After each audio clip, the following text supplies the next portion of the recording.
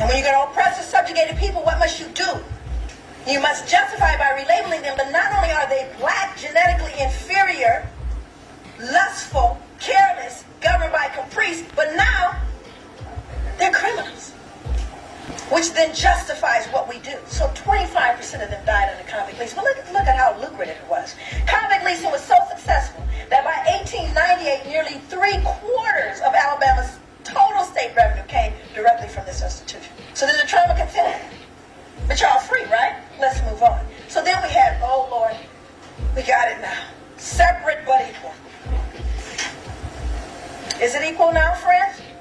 Still separate, though. You know what the Negroes are? Well, we're doing gentrification in Portland, but you know, we know where the black folk are, don't we? You know where to find them, right? There's no, sign on the freeway that says next left hood. But we know when we're there, don't we? Keep it real. That one. Okay. Separate, never equal. And that's contemporary, right? I need to talk about J. Marion Sims. Could you find his picture? Jay, how many people, you know him, There are huge statues, edifices for this man. Great thing. How many people in the room know what a vaginal speculum is? For those young men or men in the room that we lost you there, what a vaginal speculum is, it's an instrument that was created to open up the vagina, so folks can kind of peer in. Now, J. Marion Sims is the individual credited with that creation, and he is touted as being the wealthiest physician to have ever lived.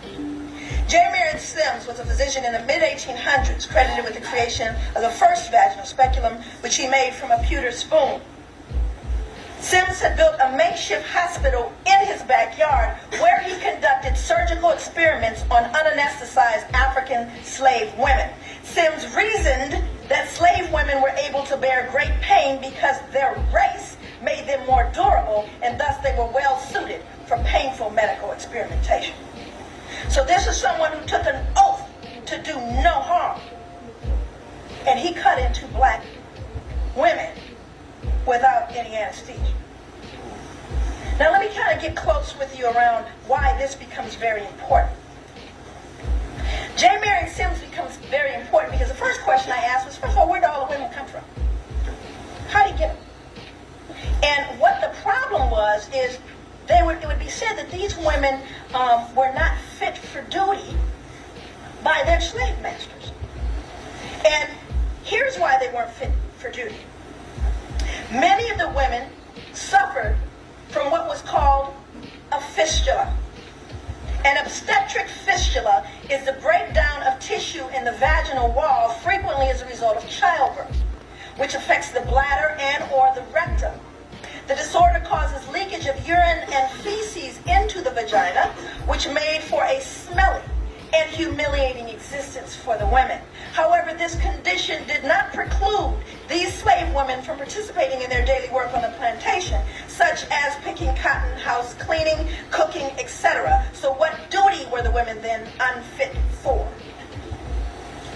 The obvious answer is that while black slave women were required to do manual labor alongside their black male counterparts, one of their other inescapable duties was to sexually serve their slave masters. Their malodorous condition made them less sexually desirable, and thus they were unfit for duty. So you need to clean them up, Marion Sims, so we can do them. But what's more important about this is how we justify. Remember, in order to oppress or subjugate, you have to justify that behavior. But it wasn't only the women that suffered under his reign. Could you show the all, please? Slave women were not the only group to suffer. Black infants represent the most innocent of Sims' victims. Black infants suffered from what he termed trismus nascentium, now commonly referred to as neonatal tetanus. Tetanus originates in horse manure. The likely cause of the disease enslaved infants, given their living condition and their proximity to animal stables. Sims attributed the condition to the indecency and intellectual flaws of the black slaves, together with skull malformations at birth. Sims attempted to treat this malady by trying to pry the bone into alignment with a shoemaker's awl. I was careful to find one from the 1800s. He would stick that into the brain and the skulls of black infants at birth in an effort to realign their skulls because of the indecency of their parents. He is worshipped in this medical world. J. Marion Sims. But I was more curious about how a physician could do such a thing. And here's how you do it. You pathologize the people.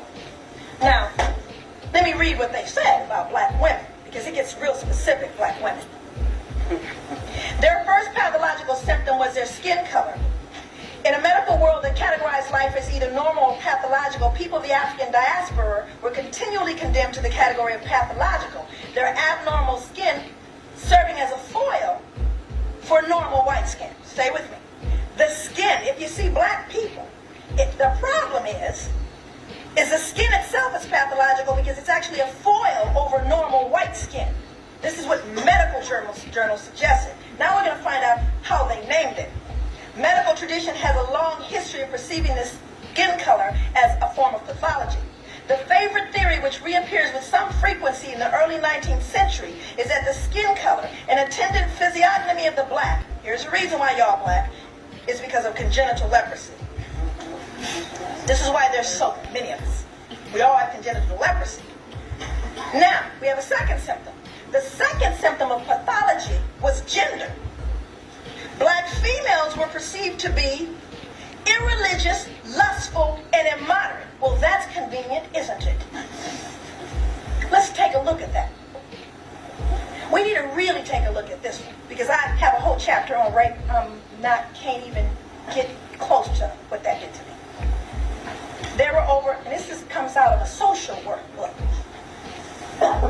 In a social work book, it states that there were over 600,000 mixed-race babies born in the mid-1800s, based on the census. Now, this was during miscegenation. That means it's illegal to marry.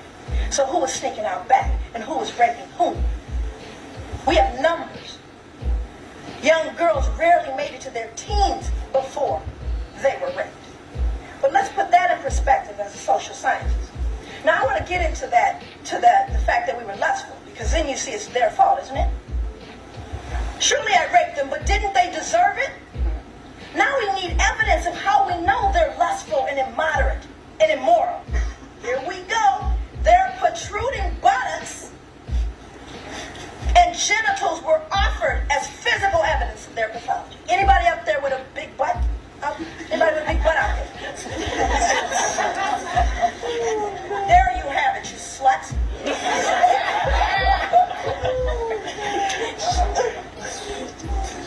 It's incredulous. It's hard for you to even believe it. You see, it's in books.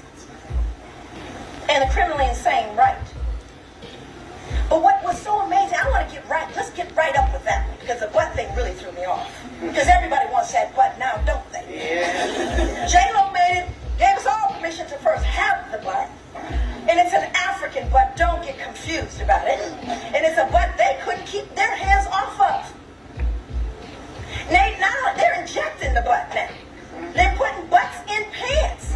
They're making underwear with a butt in it. In addition to that, injecting the lips with collagen, locking the hair, and telling you the whole time you're ugly. Still looking for the safest tan. Isn't that amazing? And the sad thing about it is we believe we're ugly. We have pathologized what is naturally us. And when we would want to assault or insult you black, big lip, nappy head, stay with me. You see, that's called post-traumatic slave syndrome. That's what that looks like. And then white people go, well, no wonder, look at them. They're so negative. Right? So let's move on. So then after all that, I want to take a look at another piece, because again, when you think of someone that raped and did horrible things, you get the picture of a big gut, toothless wonder. A straw hat, and, get the boys and go on out there and get them. Well, let's just move and start looking at the impact the strange fruit had. You all know what strange strange fruit. Billy got in trouble for supporting that one. But let's talk about the strange fruit. And now this isn't in the book, by the way. I didn't put out the pictures in the book. I'm not interested in re-injuring black people. But I want you to look at this picture, and there's only one reason why I want you to look at it, is I want you to look at who's in it. This is just plain old regular folk. And the way that little girl is looking at that man, she can't be right. That's what's wrong with white people, by the way. It's right there in that picture. Because see, no one talks about what happened to white people. That's another book. But this is specifically, now I show this picture because it's unbelievable. Got the little Sunday best. They ran train excursions and let children out of school early to attend lynchings. Lynchings. Now, let's show the other slide because I want to read this one. It's a rather gruesome one. I want to get you prepared. But I want to read from this one so you can understand what they did at the lynchings. If you want to know the reference to this, you can. I have a reading list in my book. In addition to that, you can go on site or online with my website, joyleary.com, and it'll give you some suggested readings.